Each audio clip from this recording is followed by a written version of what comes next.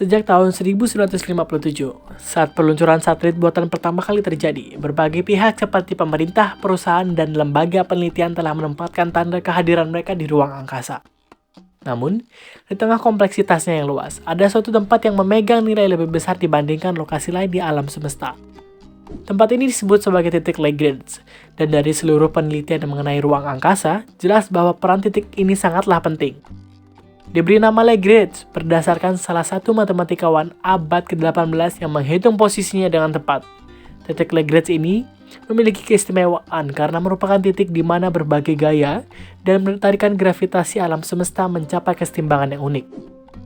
Titik Lagrange pada dasarnya adalah tempat di mana segala gaya gravitasi dan pengaruh alam semesta mencapai kesetimbangan. Setiap benda langit di tata surya menghasilkan gaya gravitasi yang memengaruhi benda lain di sekitarnya, yang juga memengaruhi orbit mereka.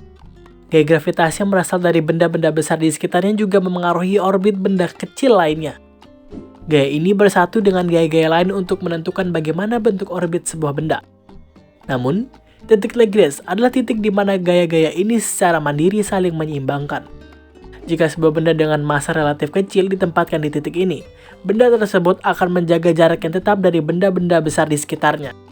Dalam esensinya, titik Lagrange adalah seperti tempat parkir di ruang angkasa. Ketika sebuah benda atau objek diletakkan di sana, sedikit atau bahkan tanpa energi yang dibutuhkan untuk menjaga posisi tersebut. Karena itulah, manusia sering menggunakan titik Lagrange untuk menyimpan objek dalam jangka waktu yang lama tanpa perlu banyak bahan bakar, sebagaimana yang diperlukan dalam pengorbitan lainnya. Tata surya kita memiliki beberapa titik Lagrange yang tersebar di ruang angkasa. Pasangan benda besar di tata surya kita menghasilkan 5 set titik Lagrange. Contohnya, matahari memiliki 5 titik Lagrange untuk setiap planet yang mengorbitnya.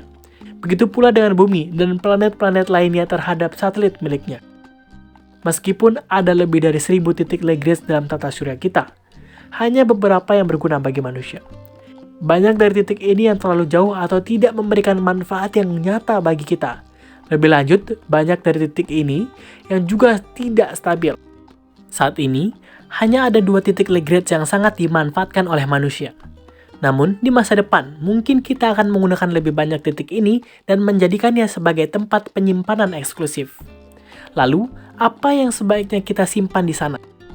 Jawabannya sangat tergantung pada posisi masing-masing titik Lagrange. Mari kita telaah 5 titik Lagrange yang terbentuk akibat interaksi matahari dan bumi. Titik L1 dalam orbit bumi, sekitar 1,5 juta kilometer dari permukaan planet kita. Dikarenakan pandangannya langsung ke matahari tanpa adanya bayangan dari bumi, L1 sangat cocok untuk meletakkan satelit observasi matahari. Titik L2 memiliki jarak yang sama dari bumi, akan tetapi berada di luar orbitnya, dan terlindung dari sinar matahari, menjadikannya tempat yang sangat ideal untuk observasi astronomi.